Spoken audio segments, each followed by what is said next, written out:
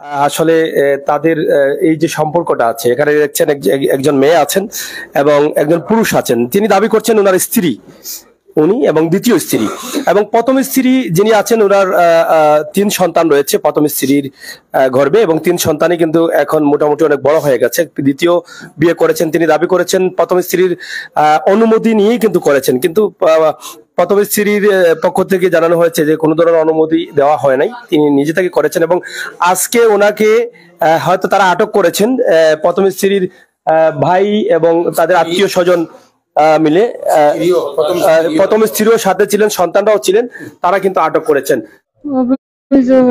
মহিলারে বিয়া করছেন যেটা প্রথমে আমরা জানিও না, আমি তান আচরণ ধরা করিয়া আমি নিজে গোপন তথ্য লইয়া তান খবর পাইছি তাই নাকি বিয়া করছেন করিয়া। এরপরে পারিবারিক ঝামেলা করিয়া তান তালাক হয়েছে। গত জুনের 3 তারিখ শুক্রবারে জুম্মার নামাজ পড়িয়া তাই নাকি তালাক দিচ্ছেন তান পরিবারের সব মানুষের লগে বইয়া।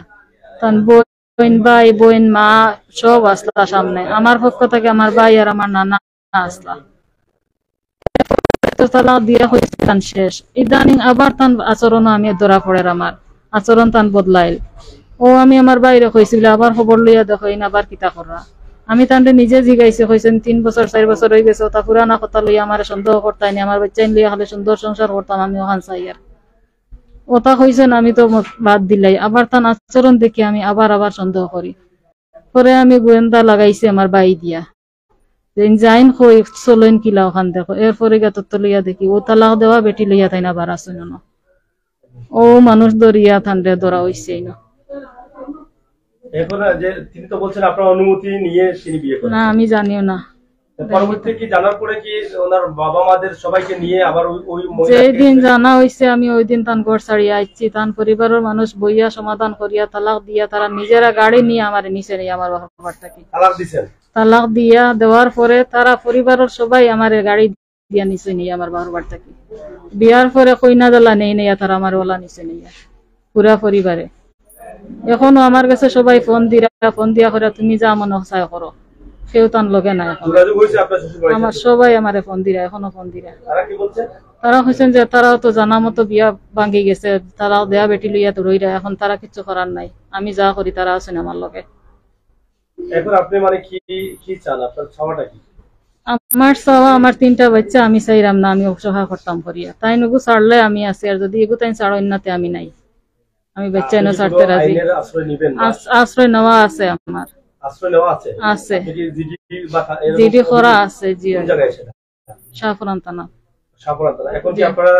আজকে নির্বাচনের কারণে তারা আমার কাছে সময় চাইছে আজকে রাত্রের লাগে, তারা আজকে রাত্রে ইনকোয়ারি বার হইতো, তখন এর ভিতরে পড়ে গেছে গিয়া ওখানে ইয়া।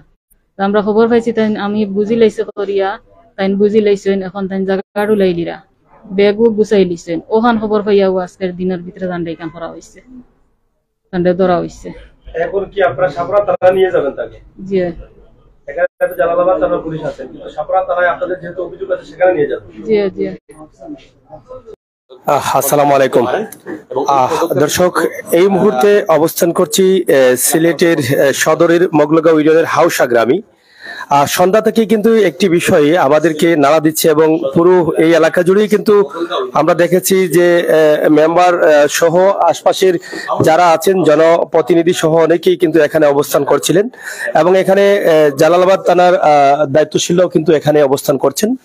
দীর্ঘ সময় তারাও কথাবার্তা বলেছেন, আমরা সেটিও শুনেছি। তো আমরা এই মুহূর্তে যে বিষয়টি আপনাদের কাছে হাজির হয়েছি, আমরা এটা অনেক কথাবার্তার পরেই কিন্তু আমরা জানলাম যে আমরা আজকে হুজুরের কাছ থেকে জানবো যে আসলে এই ঘটনাটি কি। এবং হুজুর ইতিমধ্যে আমরা জানেছি সিলেটের পশ্চিম সদরের ঐতিহ্যবাহী একটি মাদ্রাসা, হতেপুর কামিল মাদ্রাসা, সেই মাদ্রাসার শিক্ষক হিসাবে তিনি দায়িত্ব পালন করছেন। তো আমরা আসলে এই বিষয়টা শুনে কিন্তু আমরা একটু মর্মাহত, আঘাতপ্রাপ্ত, কারণ আমরা হুজুরদের কাছ থেকে এরকম আশা করতে পারিনি। কিন্তু আজকে কেন হুজুরকে নিয়ে এখানে এত আলোচনা সমালোচনা হচ্ছে সেই বিষয়টি আমরা জানার চেষ্টা করছি। আপনারা একটু আমাদের সাথে যুক্ত থেকে সহযোগিতা করেন, আমরা আশা করব আপনাদের সকলের সহযোগিতা।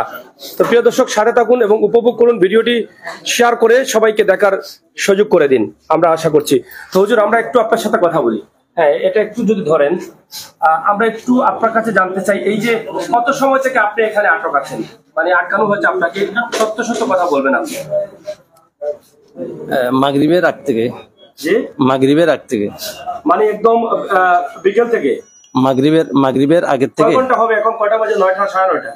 এখন 3 হবে। কয় ঘন্টা? 3 ঘন্টা প্লাস হবে। কেন তারা আপনাকে আটক করেছেন? আপনি একদম সত্য কথা বলবেন, কেন আটক করেছেন?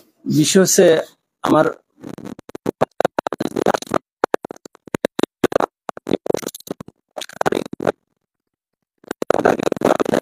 একটা বিয়ে শাদী করা লাগবে, সে অনুমতি দিয়েছিল, এই জন্য বিয়ে করছিলাম। পরবর্তীতে সে বলতেছে যে না, আমি অনুমতি দেব না, এই বলে আমার কাছে ঘুষাঘুষি করতেছে। আমি বিয়ে করার পর ওনারা বললাম যে বিয়ে তো করে ফেলছি, তখন তিনি বলতেছেন যে না, এটা হলে আমি মানবো না, এরকম কিছু ঘুষাঘুষি করতেছেন। আমার স্ত্রী একটু রাগ টাইপ, আজকে উনি একটু রাগ করে মানে ওনার ভাইকে নিয়ে আমার এখানে চলে আসছেন। তো বিষয়টা মূলত আমার অনুমতি ছিল এবং কাবিনও আছে, বিয়ের দ্বিতীয় বিয়ের কাবিন আছে, প্রথম কাবিন আছে। আমাকে বলা হয়েছে যে দুজনকে ছেড়ে দেওয়ার জন্য। আমি বলছি না, দুজনই আমার স্ত্রী, কাউকে আমি ছাড়তে পারি না, এটা ছাড়ার কোনো নিয়ম না। আমি আমার স্ত্রীকে সমঝোতা করে আমি কি করব, আমার সংসার চালিয়ে যাবো ইনশাল্লাহ। দুজনকে ছাড়িয়ে দেওয়ার কথা কে বলেছে? দুইজন না, একজনকে, পরেরজনকে বাদ দেওয়ার জন্য এখান থেকে বলা হয়েছিল। বড় স্ত্রী বলছিল। আজকে যে আপনাকে আটক করে এখানে নিয়ে আসা হচ্ছে, কারা আটক করলেন আপনাকে? বড় স্ত্রী সাথে কে ছিলেন? তার ভাই ছিল, আমার শালা, আমার প্রিয় ভাই আতিকুর রহমান ছিল সে সাথে। খুবই প্রিয় ভাই? জি জি, আমার প্রিয়, আমার স্ত্রীও প্রিয়, শাশুড় শাশুড়ি সবাই আমার আন্তরিক এবং মানে সিরিয়াসলি আন্তরিক। আমিও তাদের প্রতি আন্তরিক। কথা হলো অনুমতি দিয়ে সামাজিক ভাবে এটা দ্বিতীয় বিয়ের একটা মানে এটা মানুষের একটা অন্যায় মনে করে, এই জন্য আমার স্ত্রী একটু রাগে গেছে, আর কিছু না। দ্বিতীয় বিয়ে করলেন কেন?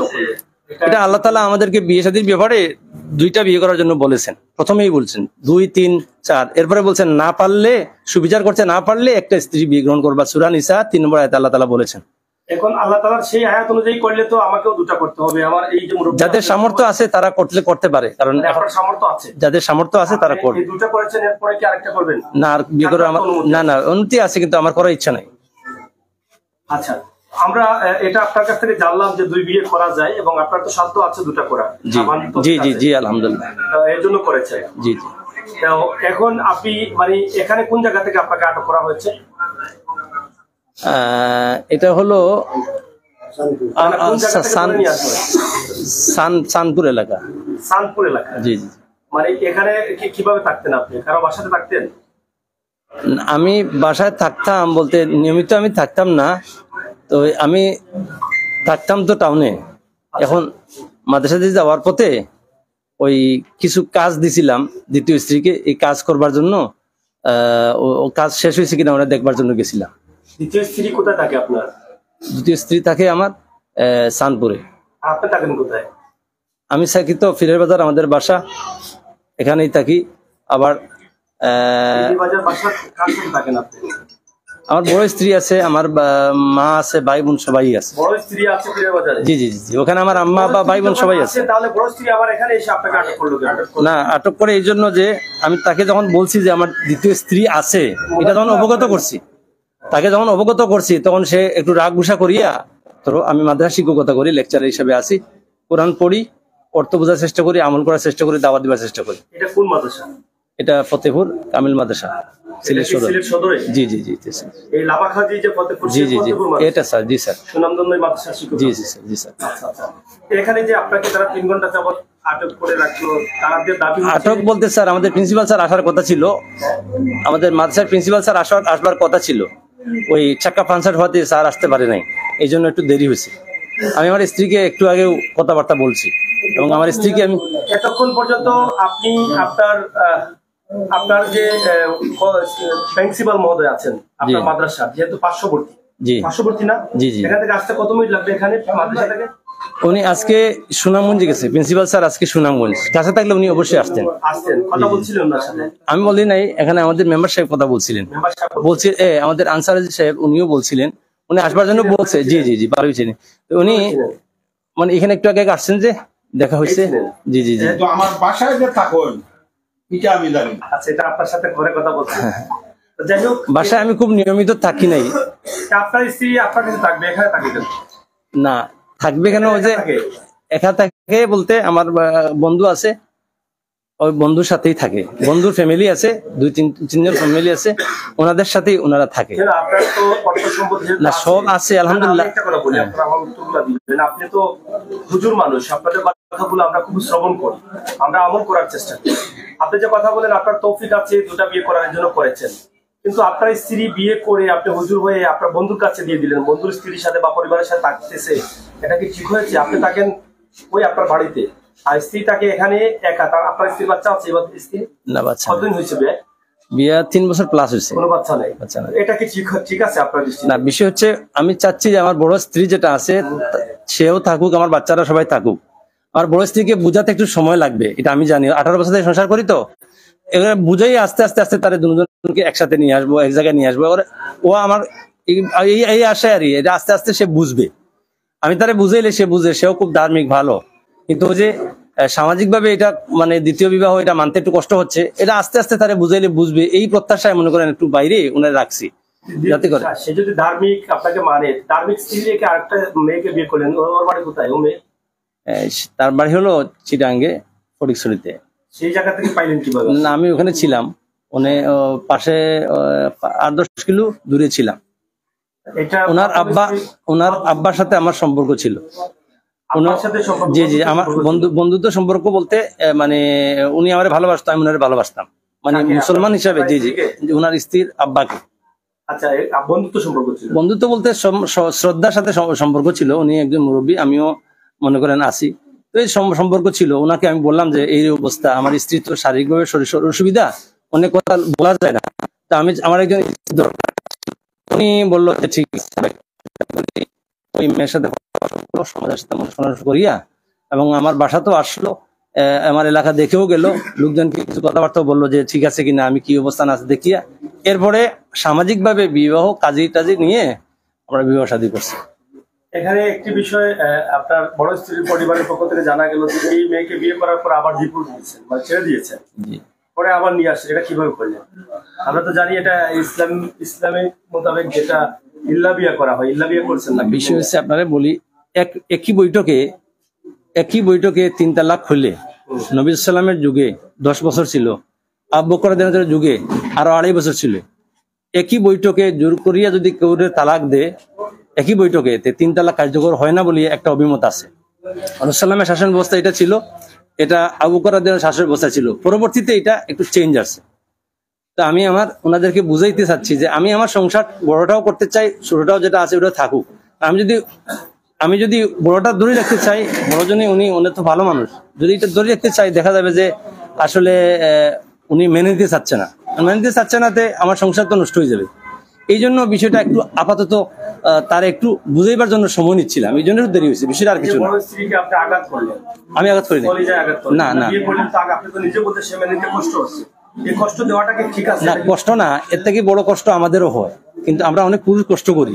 আমার বউদেরকে কষ্ট বলতে এটা সাময়িক একটা কষ্ট, তবে আপনারও কষ্ট হয়।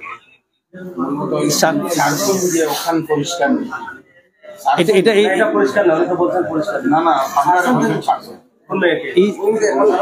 এই সাড়া বলতে আমি আপনারা বললাম, এক বৈঠকে 3 তালাক হলে আমাদের নবীজি সাল্লাল্লাহু আলাইহি ওয়াসাল্লাম এবং আবু বকর রাদিয়াল্লাহু আনহু শাসন আমল অবস্থা নেই, তো 3 তালাক হইলে 1 তালাক হয়। এটা আমার বড় স্ত্রীও জানে। স্ত্রীরে তারে আতে নাতে ধরিয়া আউসাতে আনা হয়েছে, আমারে ফোন দেওয়া হয়েছে, আমি আইছি। আওয়ার বাদে এনজে আমার বাসার তখন ইকান থানরে আমি বাসা ভাড়া দিছি না, বাসা ভাড়া দিছি আর একজন হুজুরে, কিন্তু এনজে তখন আমি হৌ হুজুরে জিজ্ঞাসা করমু যে এনরে যে তাইন রাখলার এই ব্যাপারটা যে এরা ইকানত ধরলো, এটা আমি আমার বুঝমু, টান গেছে গিয়া। এখন প্রশ্ন হইল, আমরা এলাকাবাসী এখানে টান গেছটা কি শিক্ষা নেওয়ার কথা? আমরা কিছু প্রশ্ন করছি, প্রশ্নের উত্তরে কইছেন যে আমি সারছি, ই সারা বউ লইয়া থাকা যায়। বড়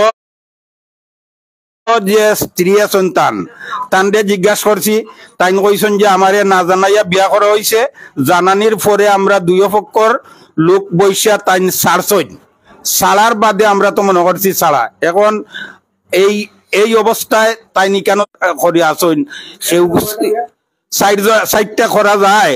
তখন আমরা একটু কুদুম দিছি যে আমরা ছোট ছোট বাচ্চারা আছে, এরা যদি ইকান হাদিস শুনিলায় তে খাইল গিয়া বিয়ার লাগি ভাগ লই দিব কইব মেসাবে কইছেন 4 জন মেসাবে কররা যখন তে আমরাও করি ও তানরে আমরা বাধা দিছি যে আপনি এই কথাটা স্টপ রাখুকা, কারণ এক বউ লইয়াও চলা যায় না আর আপনি 4 খানের অনুমতি দিরা।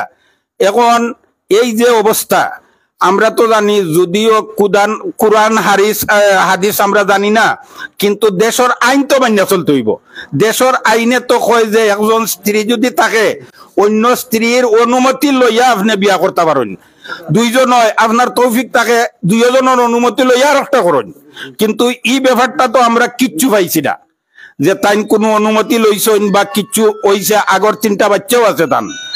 এখন এটা তো আপনারা দেশবাসী শুনরা, আমরা আলিমুলামাও আলহামদুলিল্লাহ তান্তাকি বড় আছেন ছোট আছেন, আপনারা এটা বুঝতে পাররা যে এই পরিস্থিতিতে বিয়া শাদী করা যায়নি। আর এইভাবে যদি মনে করেন একটা ছেলেরে হ্যারাসমেন্ট করা হইতো তে আমরা মান্যা নিতাম পারতাম যে এত বুঝছে না।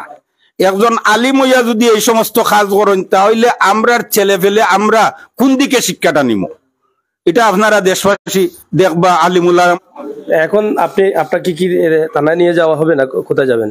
এটা আমাকে ফাঁসির মঞ্চে দিল আলহামদুলিল্লাহ, থানায় গেল আলহামদুলিল্লাহ, বাড়িতে গেল আলহামদুলিল্লাহ। আমি আল্লাহর কোরআন শরীফ ভূমিয়ে করতেছি। আচ্ছা আচ্ছা, যদি আমাকে ভুল প্রমাণ করতে হয় তাহলে প্রথমে আপনি কোরআন শরীফকে ভুল বলবেন। হ্যাঁ, যাই হোক আমরা আপনাদেরকে দেখানোর চেষ্টা করছি সরাসরি। আমি আমার স্ত্রীকে ভালোবাসি, বড়টাই সবাই, এটা হলো বিষয়। Bye bye.